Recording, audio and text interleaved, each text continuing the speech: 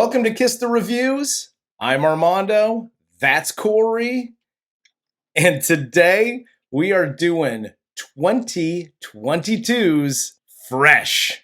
We do have a list, and we've told people if you want to cut to the front of the line, throw us some coin, and your movie cuts in front. And this one, Fresh, just came out on Hulu. I don't even know, not too long ago.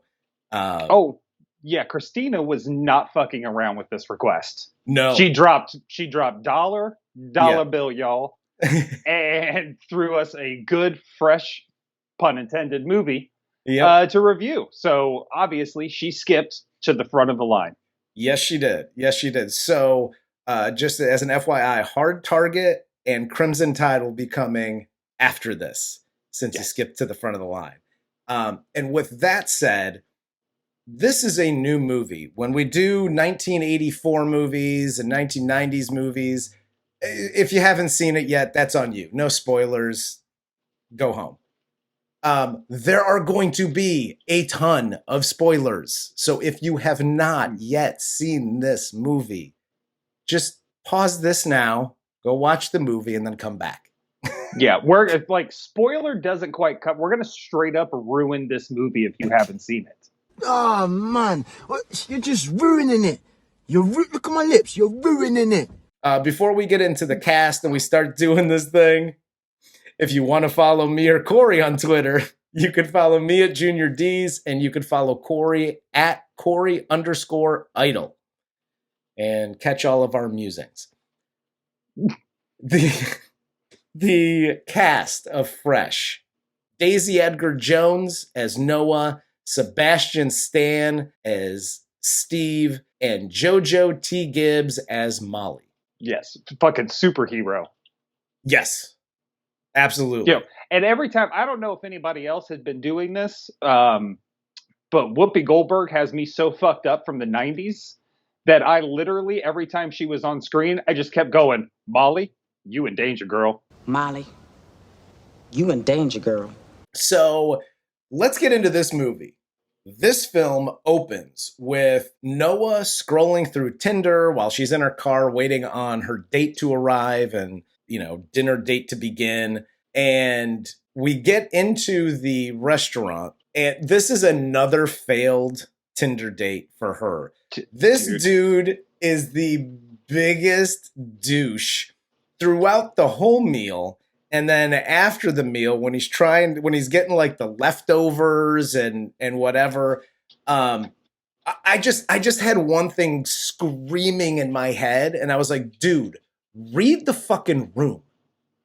Like, that's what you had screaming in your head?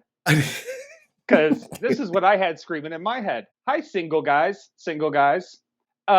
This is what I would strongly suggest to you if you're going out on a date. 1, lose the fucking scarf, cock. You're wearing a short sleeve shirt.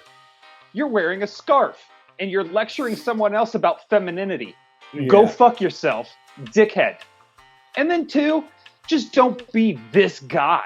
Yeah, dude, he is the perfect amalgam of every fucking bad date you could possibly have that doesn't involve cannibalism.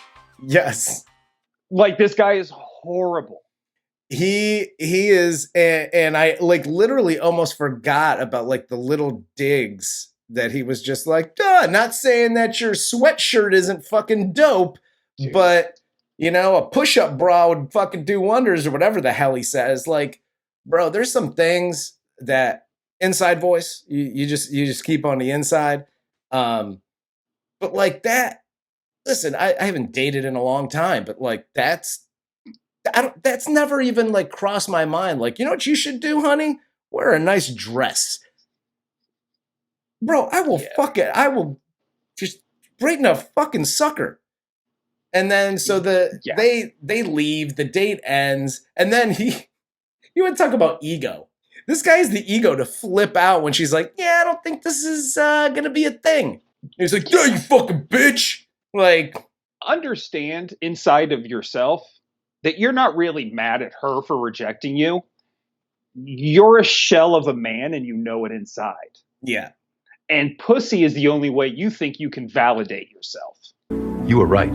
And just, yeah, like we say on the show all the time, play Call of Duty, have a jerk and a cry, do whatever you got to do, but don't put your bullshit on somebody else because it ain't her fucking problem, just like her shit ain't your fucking problem. Exactly. Oh, and by the way, guy or girl, just pay for the date. The whole halvesies thing, get the fuck out of my face with your bullshit. Like, if again, I don't care if I'm a guy or a girl. I have always been a, hey, I'll pay. If you and I go out, I'm like, yeah, I got these beers. It's fine. Or whatever the hell. Like, I'm always trying to do that just to do the nice thing. Because I know eventually you'll get me back. You know what I mean? Don't be the guy like, how much was it? $12.50? Okay, you $6.25 from you, sir, and then add a $2 ticket. Stop it with your cheap ass. Yeah, there's nothing that will dry a wet land up like the Sahara deserts quicker than accounting. Noah then bitches to her best friend Mollie about this failed date and the whole dating scene in general, which at this point in time in 2022 has got to be hard enough. Like, it's literally just meat market on like Tinder or whatever the hell. But so she bitches about this with Mollie, and then the next day or a few days later, while she's at the grocery store, she meets Steve, a seemingly normal, funny guy. They share some pleasantries, they laugh, and she gives him her phone number. Dude, he charmed the shit out of me. I was writing my phone number down for him. Dude, you want my number, Steve? Yeah. Now, I will say this, like, I have plenty of warts outwardly, like not even like little hidden ones. I have plenty of warts when you talk to me. You can see your face. So when I see somebody this charming, I immediately go, there's fucking something wrong with this dude. Oh, like 100%. Immediately, it's like you can't be that funny and that smooth and that charming. Just like you got trains in your basement and you're like that's what's going on in my head when I meet somebody like that. Yeah, you have something made out of skin somewhere in your home. If you are all of that. Yes. Plus, when they actually do go on their date, he's like super inquisitive, which is, typically what you are told as a guy that every girl wants you to be on a date is ask questions about her. Don't talk about yourself too much. Ask questions about her. Yep. And he goes all the way. Oh, absolutely. Their first date is, they have the normal awkward conversations. Where are you from? And what do you do? But like, he just keeps going with the questions. And which, listen, take it from me and Corey. People love to talk about themselves, including us, and us more than anybody. If you continue to ask questions, and this goes date, business, doesn't matter. People love talking about themselves. You'll be the most popular guy or girl and never have said a word outside of a couple of questions. 100%. And she's trying to reciprocate. Like, she's trying to be nice and she's asking questions, but he's just sliding in and out of them. Yeah. And there's another hint and a half for your ass. Like, I know it's a good conversation and you have somebody that's interested in you. And for Noah, it seems like at this point, she's pretty down in the dumps. So this is like a real shot of life for her. Yeah. Even before the sex. So it's just, she's like really into it. She gets to talk about herself and actually have a real conversation with somebody that isn't Mollie. Yeah. Unfortunately, she's not paying attention to the fact that he isn't saying shit about himself. Yeah, the only thing he shares... Yeah, I was going to say the only thing that he shares is that he's a plastic surgeon. Which in that conversation, listen, hi guys and gals. If you're going out on a date, and I get that this is a horror movie, understandable. But if you're out on a date and you don't want people to think that they're in a horror movie, share some more things about yourself than he does here, which is just his profession. And when he shares that he's a plastic surgeon, or when you share your profession and you immediately go to, it's all about nose jobs and stuff, but you know what really gets me? those people that come in after horrible accidents, and I get to help them. That really gets me right here. Run away. Don't ever do that on. Don't talk about it's for the kids. It's for that stuff. For me, is major red flag. That's a red flag for me, but more from the sense of like, oh, you're one of those people. You care about people and like, shit. It's really cool if somebody tells you how caring and awesome you are. Yes. But when you have to tell people, that's kind of like throwing your own birthday party. Yeah. You know what I mean? 100%. It's kind of not worth it at some point. Let other people show you kindness if you are seeking that kind of validation. Again, exactly. Keep your shit internal. You don't need to express that to everybody outside. They get through dinner, and then they go back to her place, and things get heavy. They have some sexy times, and he sleeps over. The next day, she tells Mollie about her date, sexy times, and Mollie wants to internet stalk him. But Noah shares with her that Steve doesn't have Instagram or Twitter, and Mollie immediately is on top of this. And she tells Noah that's a red flag. And not like a, hey, I'm going to murder you red flag. More like he's probably married kind of red flag. And yes, she's 100% right here. These are red, like, listen, we live in these times. This is social media. If you don't even have a Facebook account, like, let's just say you're a little bit older and like Facebook is your thing. And, you know, I like Russian bots or whatever. Like, if you don't have a Facebook account, there's some issues. Yeah, you're hiding something. Somebody in your militia will at least want to connect with you on Facebook. That's just a given. Exactly. So, but like, I even have an Instagram. I literally have no idea how to use fucking Instagram. I just like people's videos and move on. Hell yes. And I'm liking the new trope that has started to shape or take form here in horror movies, which is a predominantly white cast with the black friend who is incredibly suspicious and aware of everything that's happening and is desperately trying to warn their white friend to get out of there. That has replaced the black people have to die first in a horror movie, yes. Which I'm much more in favor of this because it is making it's allowing a sense of realism to take place. Absolutely. Where somebody is at least going, what the fuck? So Noah and Steve continue to see each other. Steve then decides that he wants to take Noah to his place and then on a surprise trip to Cottage Grove for the weekend. Which sounds like a nursing home or a trailer park. Doesn't it? I ain't fucking going there. Get the fuck out of here. You might as well be taking me to some place called Whitehaven. Like, I ain't fucking going there. Are you crazy? Are you taking me to a mental hospital? Yeah. So on their way to his place, he actually tells her the surprise. She's excited because she's always wanted to go there and yada yada. They get to his place. He makes some drinks for them and he immediately roofies her and she's out for the count. I thought this was going to be like hey, we're going to talk, we're going to have sex again, and then there's going to be... No, man.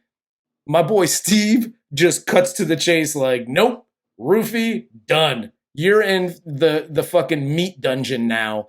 And like, that's it. And the funny thing is, we're like a little over 30 minutes into this movie, and we now get the title card and the cast and all of that stuff in this movie. Like, which was a great way to do it. I loved it. I thought it was great because this is when the movie starts. You're right again. It was an interesting way to set the tone for like, oh, now shit's actually going to start. Like, this done should have been like this was the prequel. This was the prequel. The goddamn prologue. Like, Jesus.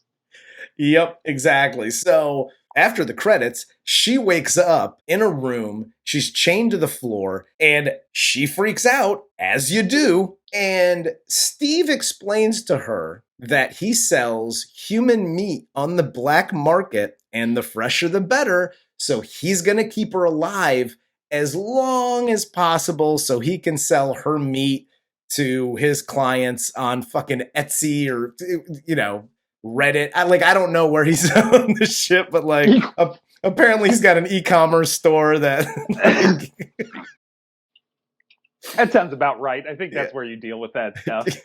Yeah, dude, this is where you can sign me up for death. I'll take door number 2, where he says, unless you act up. She shows a will here that I don't possess. Yes. Because I would have been like, oh, you're going to slowly hack me apart until there is literally none of me left. Yep. Just fucking kill me. I am not sitting through that. Yeah. Well, she's not sitting through anything soon, but definitely not. I'm not going through that for anything. But in normal horror movies, it's either a slasher or, you got Freddy and your night, but you're dead immediately. Like, it's a quick thing. The worst thing is they drown you or they set you on fire. Like, those are the 2 worst ways to die. No, they're not. This is the worst way to die. Slowly taking limbs and bro. And he tells her here, as long as you don't freak out, and as long as you behave, I'm going to keep you alive as long as possible. This will be all painless and yada, yada. And he takes her through the house. She freaks out. And he's like, cool, now you get to be punished. And I'm going to take you to my beat laboratory and take your ass cheeks now? Yeah, I got to drop a quick PSA here. Hi, kidnapped victims. Uncle Corey here. I get it. You don't know how long you're going to be alive. But when somebody states the ground rules for you, such as long as you don't act a fool, I'm going to keep you alive as long as possible. On your first trip out of your dungeon, recon. This isn't the time to act. This is when you want to look around. Where are the windows? Can I see out? Is there anything else around me? Am I in a neighborhood? Am I alone in a fucking forest? What are the doors like? Are there knives around? Are there weapons around? Except there are a million fucking things you do before you just go, "Ugh!" and fucking slam shit into his head and try to get away. Which she looked around. 0% chance of success. She looked around for about 15 seconds like, all right, there's a window. You got to take a little bit longer. As she's healing, she hears and starts talking to Penny, who's in the next room. And she's another girl that Steve has trapped in his little murder meat dungeon.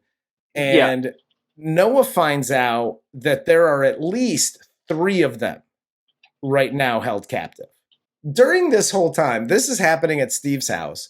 Mollie keeps trying to text Noah. She gets some strange replies, so she goes super internet sleuth here, tries to find any and all info on Steve. She goes to the bar where they had drinks and gets Steve's name from the bartender that she knows, and she's off to the races. Now she has a name. Now she's looking for relatives and all kinds of shit. And then she finds out that Steve is married and finds his wife, Anne, on Facebook. She finds out where they live and then goes to their house and confronts the wife. Steve isn't home. He's quote unquote working, but he comes back home, catches her in the middle of this. He obviously denies everything. And as Mollie goes to leave, she calls Noah's phone and it rings in Steve's pocket. She gets snuck up on by the wife and gets knocked out here.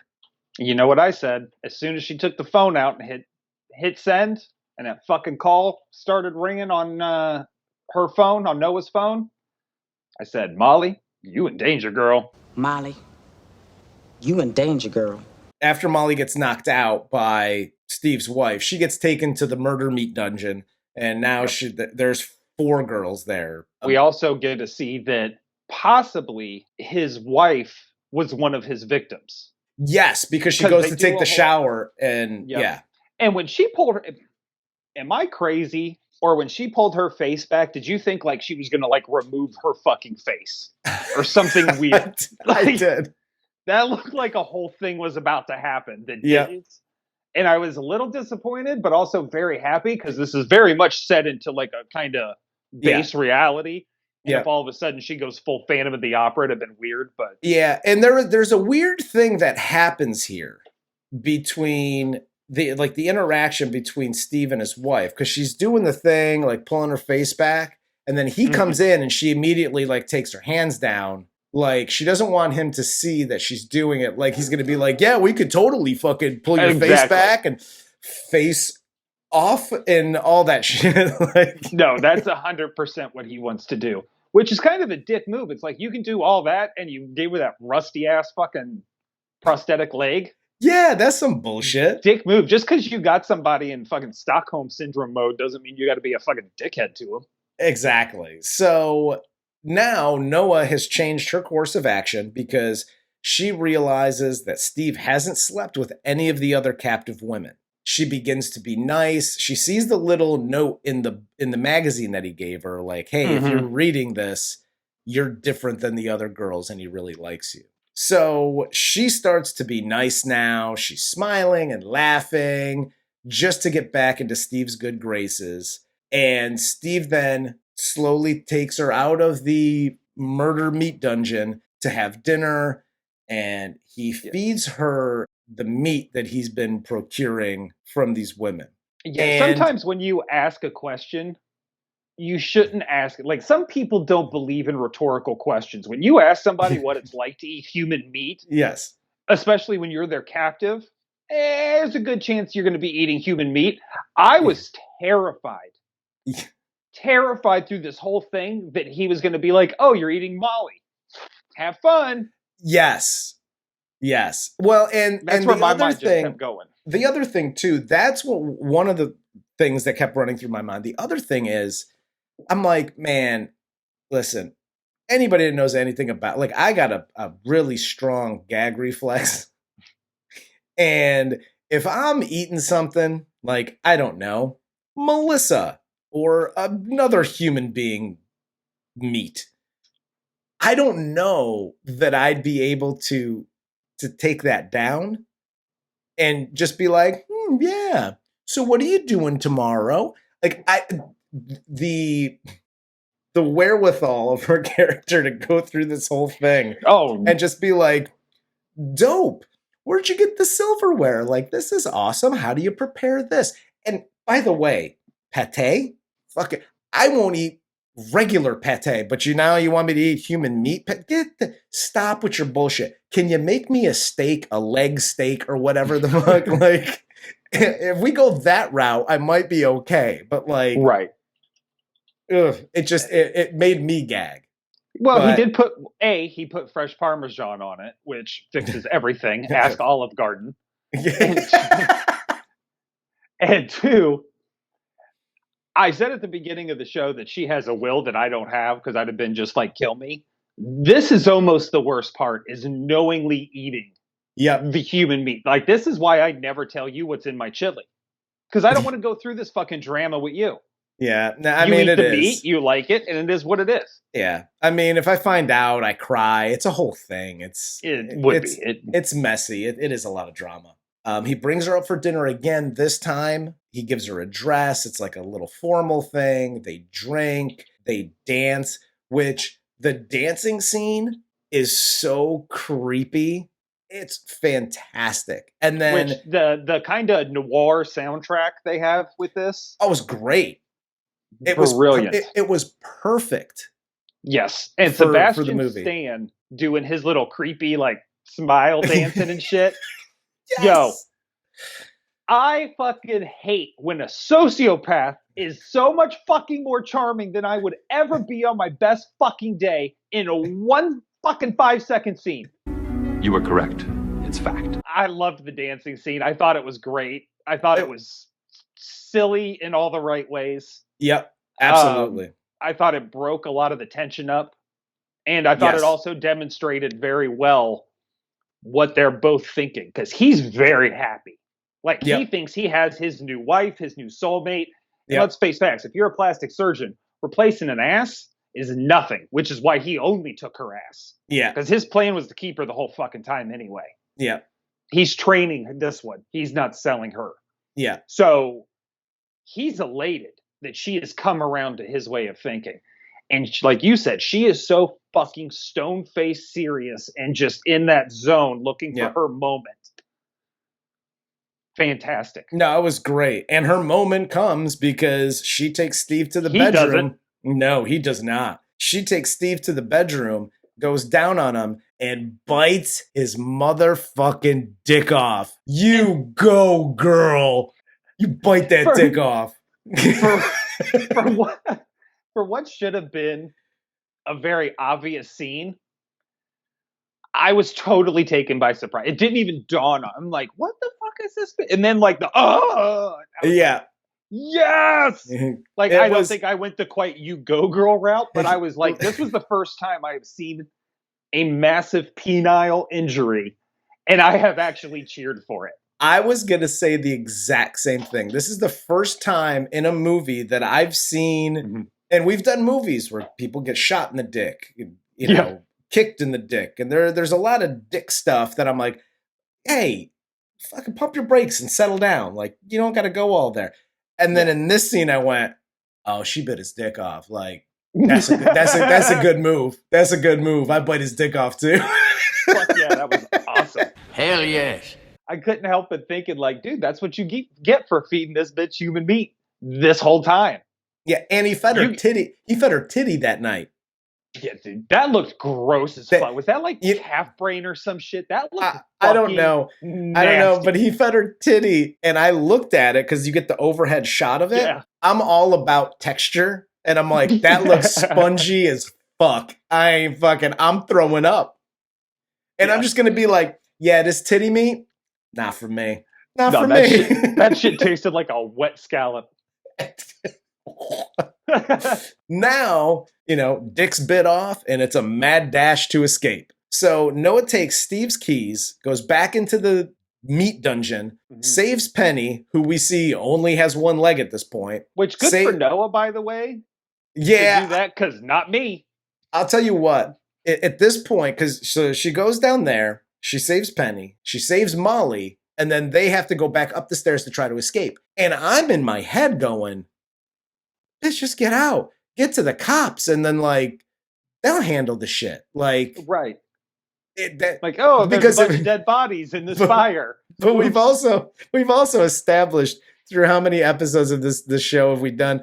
We're bad friends. We're just bad people, just in general. Like I'm like fuck y'all. I'm getting my ass out of here, and I'm catching the next train out, and that's it. But pretty good much on her. She tries to help them escape. They get back upstairs, and No Dick Steve is up there waiting, bleeding all over the place. That blood is everywhere. That's a gusher. Yeah.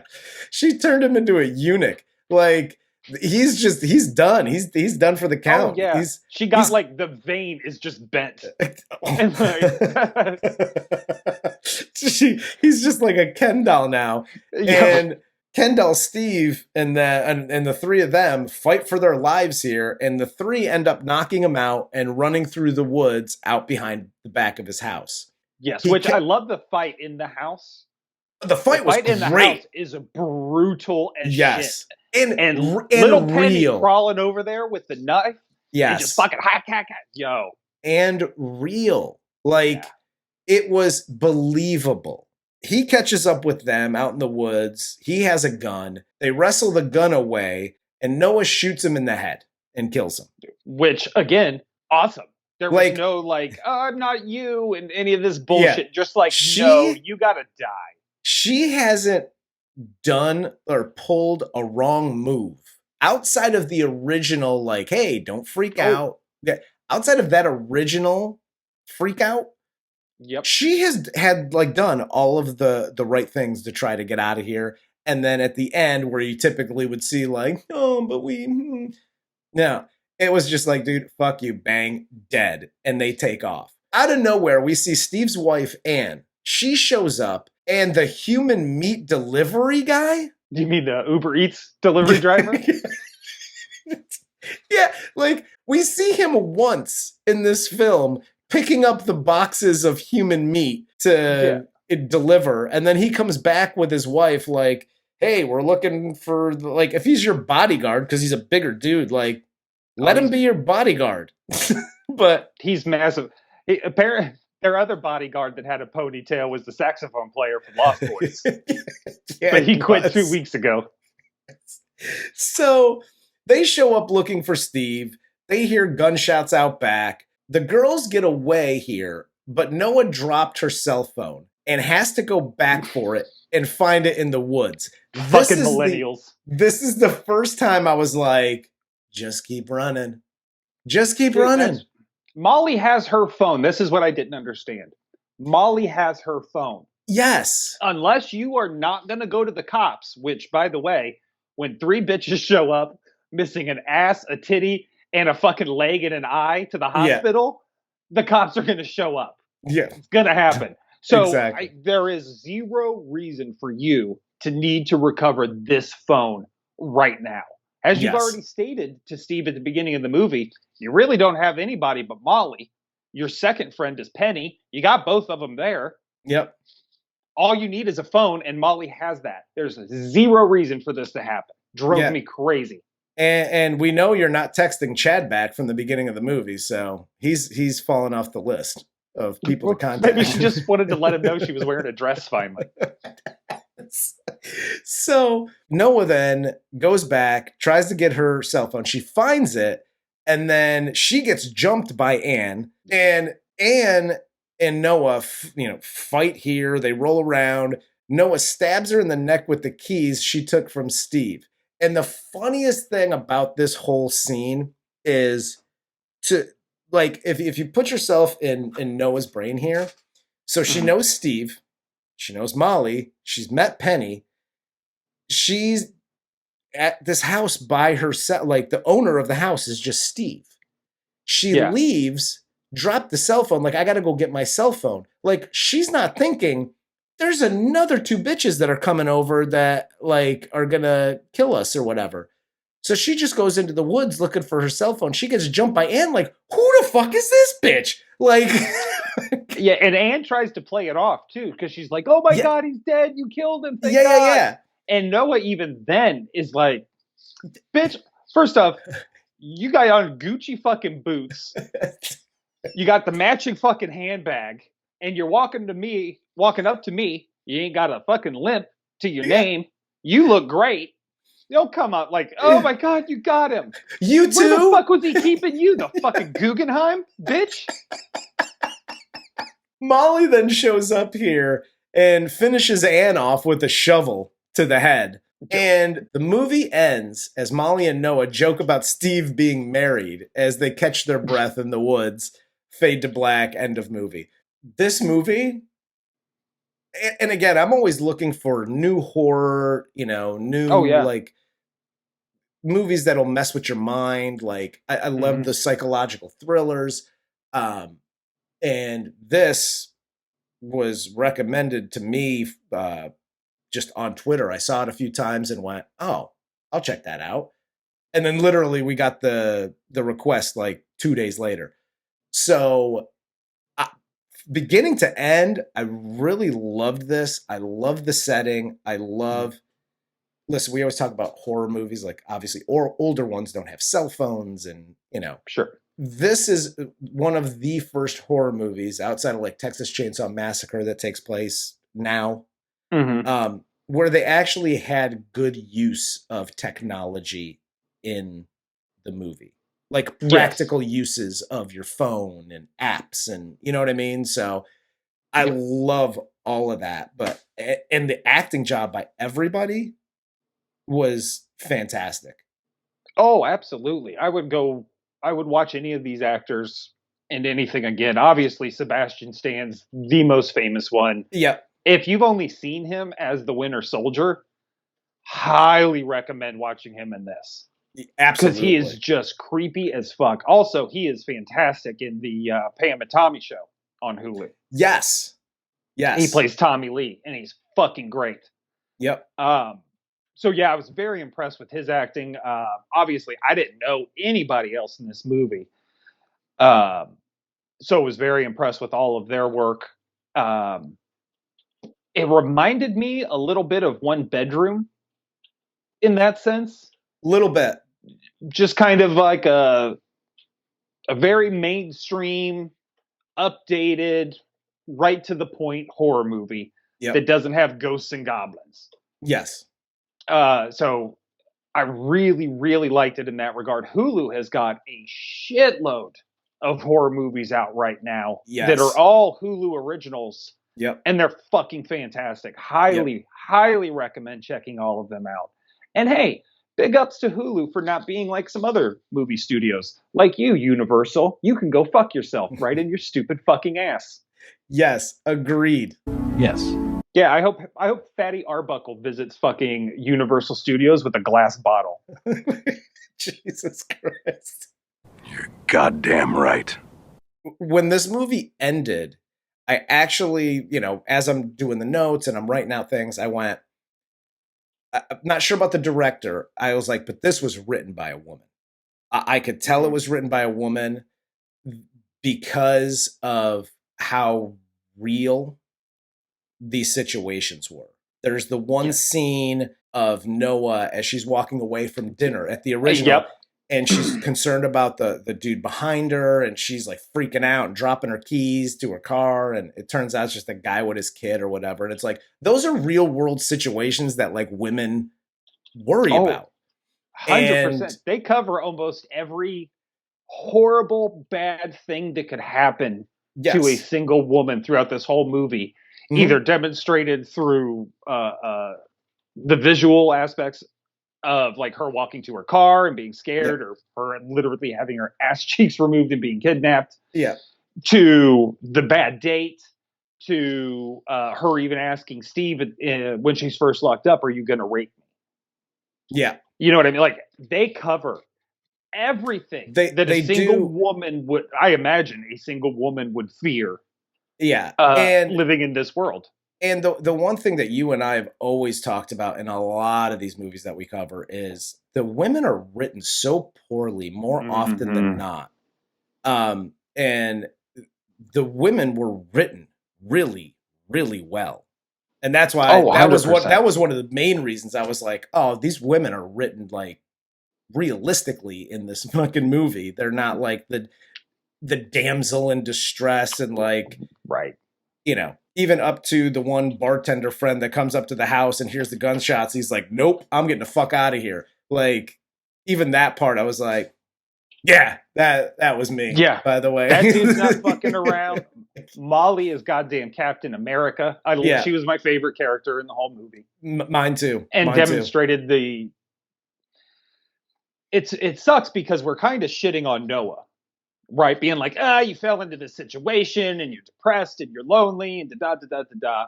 But also, if you've ever had somebody that you like actually like you back, you kind of don't care about you know what I mean? Like all these little signs we're talking about, him not answering questions, all that shit.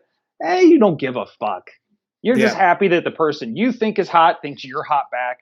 And hopefully you want to see each other naked sooner than later. 100%. 100%. So, but with that said, like, I loved it. You obviously loved it. Movies coming up. We have Hard Target. Yep. Crimson Tide. Then we go into Saturday Night Fever, Life, Clerks, Toy Soldiers, Training Day. I could go on for days. So get your PayPal in. And if you want to see it immediately, do what Christina did and pony up that change, motherfuckers. Be a Christina. Don't be a Corey. I don't think that was fucking necessary. I did. So with that said, 10% is enough for a tip. No, I'm just kidding. Totally kidding. Tip your fucking waitresses and waiters. Absolutely. For Corey, I'm Armando. This is Kiss the Reviews, and this was 2022's Fresh. Available on Hulu.